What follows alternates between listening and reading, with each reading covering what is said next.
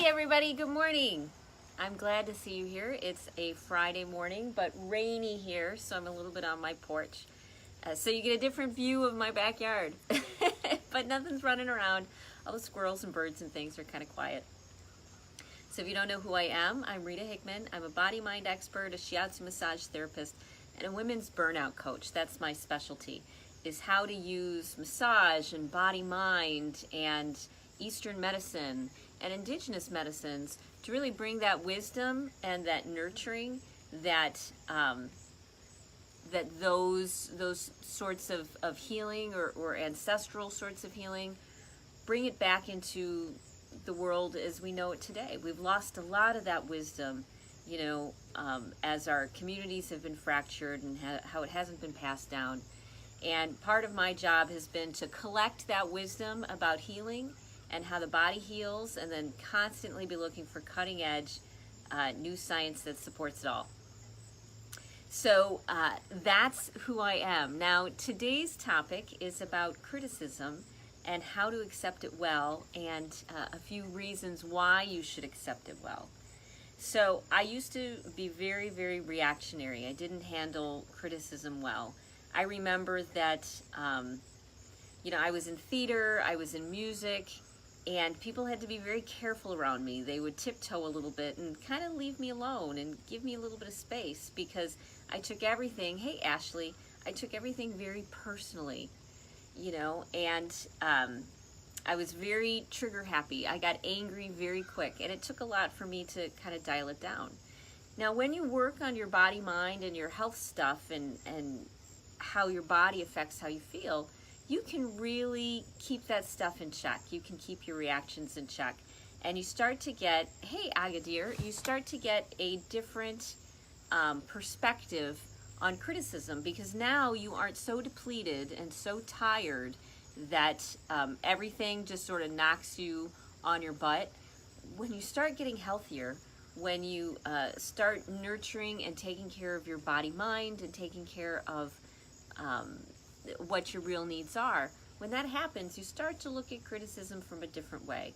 So let me give you a couple points to consider on this beautiful Friday if you are headed into criticism. Hey Claudia. And if you need a few things to try to remind yourself. So criticism many times is people, this is my best one. This is the one that has saved me so many times I can't even tell you.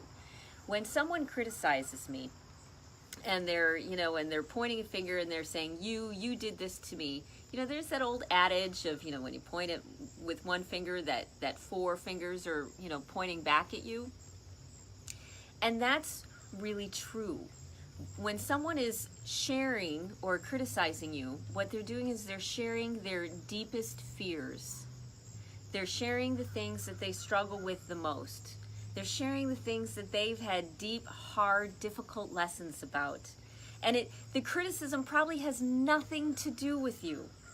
It has to do with how they're perceiving the situation you're in, and how the pain and the difficulty and the struggle that they've gone through when that's hit them.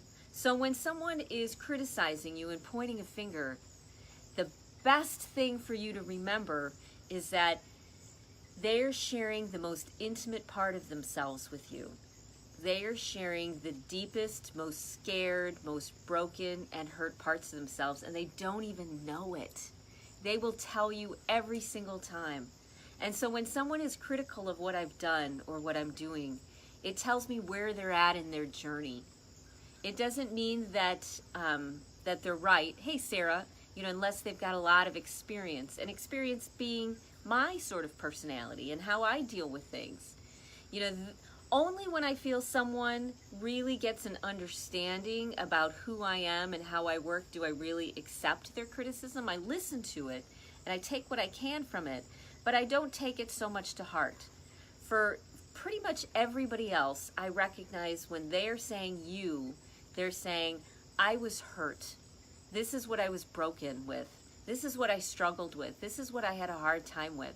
So when someone points at you and calls you a liar, or calls you deceitful, or says that you're stupid, or that you'll never get it right, This is them telling you what their deepest fears are.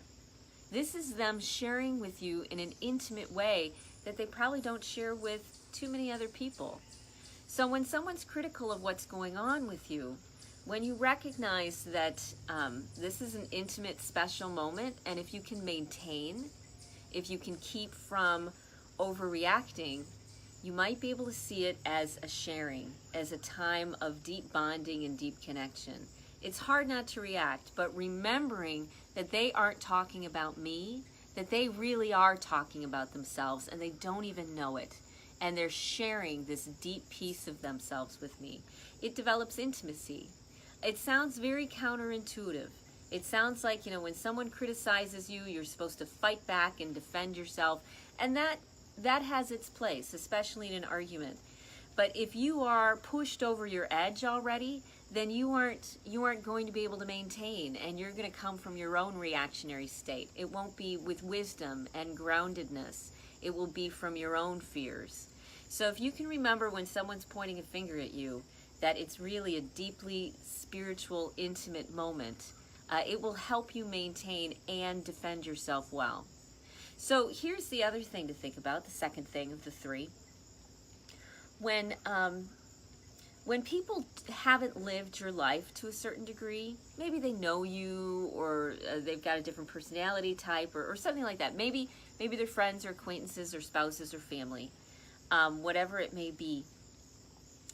If they really don't understand the journey that you've been through and how your personality has handled it, then they are projecting onto you. They don't really see you. They're once again showing you where they're at in their journey, where their vision is. They can't see past that loop. Oh, look, a hummingbird just hung out behind us. Very cool. They can't see past what they think it should be, or what it would have been like if it were me. A lot of people try to have empathy by looking at someone, and they try to put themselves in their shoes. They try to say, what would it be like if I were in their shoes? Now that's admirable, that really is. But most times when we put ourselves into somebody else's shoes and we project upon them, we really don't understand what they're going through. It was a turning point for me when I recognized that because of my past history, I was almost like a number. Some things in my life were almost inevitable to happen. If you have this situation and grow up in this situation and have these experiences, then karmically you are going to believe certain things and behave a little bit in a certain way. It's almost like a template. And when I realized that only other people who had been through that template could understand why I would behave the way that I did, what it meant, where I was coming from, only someone who'd lived through that could really understand. When I recognized that, I realized most people's criticism really isn't talking about me. It really has very little to do with me. It has mostly to do with where their perception is, maybe their lack of experience and their lack of inability to truly empathize with somebody else. Hey, Allison, good to see you. So when I can look at someone and say, you know what, this is where they're at in their path. They haven't had the experiences that I've had. They don't know. They don't really know what it's like. And so they're coming from, if it were me, this is what it would mean. Instead of coming from, if it were you, this is what it would mean. And really breaking out of that emotional cycle like that, okay? So one of the third things to think about that will help you handle criticism well is that most people, when they're criticizing, they're not even really present. They're not even really thinking about what they're saying. They're saying the first thing that's coming off of their mind, and once it's gone, it's going to kind of be done. And so if you can stay level, as I said, there are definitely times when you need to defend yourself and you need to, push back so that people realize you respect yourself and they realize that you have boundaries and that you matter to you and your feelings matter to you. So it's not all about self-sacrifice.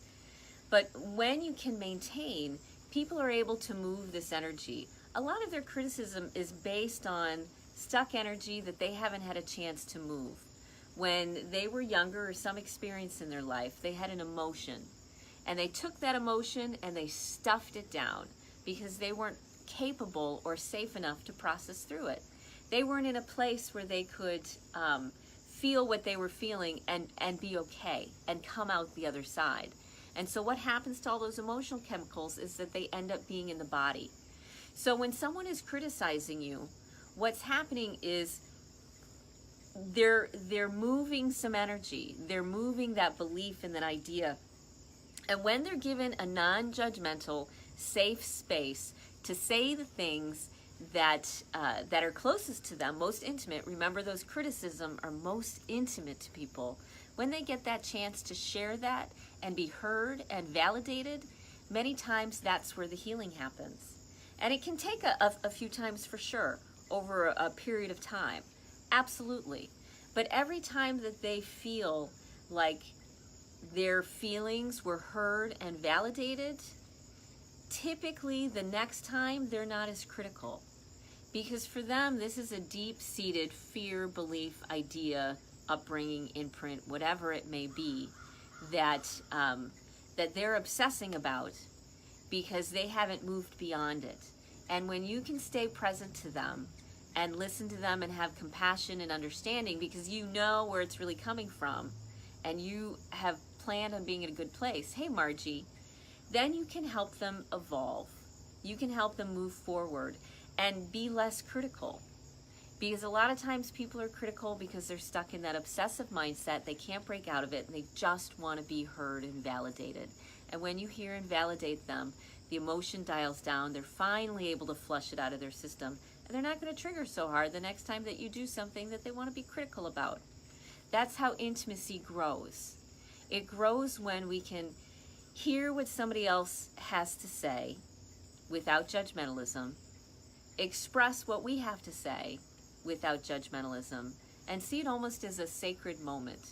If you can, while you're in it, see this critical interaction, this criticism interaction, as something that's sacred and powerful and beautiful and meaningful and healing, when you can embrace it from that point of view, even if you're freaking out, even if you want to react, you want to punch back, you're hurt, you're upset, you want to avoid, whatever your coping skill is, you want to eat, anything. If you can let them move that energy and be present with them, then they will evolve, you will evolve, and you'll get closer together in the long run. So those are my top 3 reasons why criticism isn't such a, one, it's not such a bad thing, and 2, why it's important to embrace it. Hey, Mary Kate, because the criticism is intimate, it's not about you, and it's an opportunity for a deep, meaningful healing for someone else. But you have to be in a good space first. And realizing that these 3 powerful realities and truths about criticism, when you can anchor those and hold on to them, then it helps you navigate the criticism much, much smoother. Okay? So here's your homework assignment today. What I want you to do is take 15 minutes and reflect on something. Listen to some of the voices in your head that have been critical. Some of the situations that have pointed a finger at you and that you might still feel a little bit hurt about. Maybe somebody wronged you, maybe somebody yelled at you or behaved inappropriately, whatever it may be. I want you to take 15 minutes. I want you to create a sacred space for those words, for those ideas, and I want you to listen to them. Listen to what the person said. And instead of judging or justifying what you hear in your head, give it love and acceptance. Hey, Christy, give it that, tell it that it's safe to say what it needs to say. And when you practice that and get good at that, it'll be easier for you to let real people in real time say what they need to say, because you'll be more comfortable with validating and nurturing and being present and making a choice that's in your best decision, which may be to defend yourself, which may be to explain things, You aren't a punching bag. But when you can listen and validate and nurture, then things get healed. So, homework assignment today, self-reflect for 15 minutes, tap into something that has been a little painful in your past that was based on criticism, and give it a space to breathe, and give it love and support and nurturing. And have a whole dialogue with it, a whole conversation with it, and see if you can get it to take just a couple steps forward to being okay with whatever that situation was, okay? So, it's Friday. I will see you again on Monday. I'm going to have a really fun weekend with my family and my sister. Hey, Angela. And my husband and my cousins and my brother-in-law, we're all going to see some theater in Wisconsin. That'll be a lot of fun. So, I'll see you Monday. I'm looking forward to it. And like, love, share, comment on other people's comments. Oh, Ashley wants to know, what if the person doesn't allow you to explain? When we say things, we don't say them for the other person. Hey, Tammy, we say them for ourselves. We're saying it because we're moving the energy inside of us.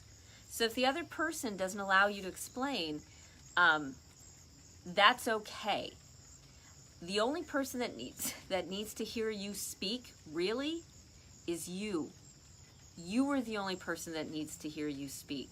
And when you validate your own thoughts, ideas, beliefs, and feelings, then you won't get pulled into this interaction where you feel you need to explain. I had a friend once who said, if people really, let's say, some religions are very big about getting converts, big about, gathering numbers.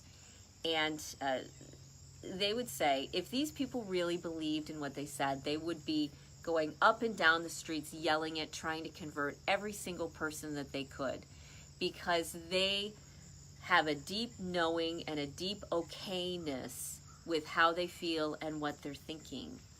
And so when you have that deep okayness with you, you don't feel the need to explain or justify. And if they don't give you a space to explain yourself, they're never going to hear you. If you say it for you. They might be able to hear you tomorrow or a week later or in a couple months or in a year, because they're still struggling with their inner experience of the pain or the voices in their head. And when you can be present and let them express that, typically what happens on the flip side is they're more receptive to what you have to say. So when people are having an emotional reaction, give them the space to have the emotional reaction. Give them the presence and the validation for how they feel and what's going on. And for many people, after they've expressed that, they'll go to a higher version of themselves. They'll be more balanced minded. And if they're never like that, then validate yourself, validate your feelings, and when you're strong enough, you'll be able to make the move that you need to make. You'll be able to either change jobs or change relationships or whatever it may be. When you're strong enough, you won't have a problem leaving a situation and setting those boundaries. So if they don't allow you to explain, don't worry about it right now. But listen to your own thoughts, validate your own thoughts, validate your own feelings, because that's where it comes from, the core, the deepest part. And let them, if you can, if you're not triggering too hard, express what they need to say. And when you do that, then it tends to open up a space for dialogue once their emotion dials down and they're a little bit more open-minded. That's usually what happens. People get stopped or trapped by an emotion. That emotion hijacks them. They can't see past that emotion until they're able to express it. After they're able to express it and process through it, then they tend to self-reflect and come back with a bigger mindset. If that's stopped by you trying to explain or defend or justify or blame back or point fingers, if that process is stopped, then it's going to continue in the future. Nothing's, able to flush through. But sometimes you need to not be bullied. You need to not sit there and take it in the face, because it's good for everybody. Sometimes you need to feel like you're not going to betray yourself again, like you are going to stand up for yourself or walk out or leave or make a change or give a consequence or say, you know what, if you can't speak to me kindly and we can't have a discussion, then I'm not willing to have this discussion until you are. And when you get strong enough, you're able to set those sorts of boundaries and really respect yourself. And when you respect yourself, because that's where the explaining needs to come from, it needs to come from a place of you loving and respecting you. And if it's not safe for you to express or explain, then don't. Protect yourself and protect your feelings and express them when you are safe. You know, there's that line, don't throw your pearls before swine, and that's very true. If criticism and fighting back and pointing fingers and explaining and justifying is the deepest core of somebody, and it is, then you don't have to share that deepest core with everybody at all the time. Sometimes you need to wait for that door to open.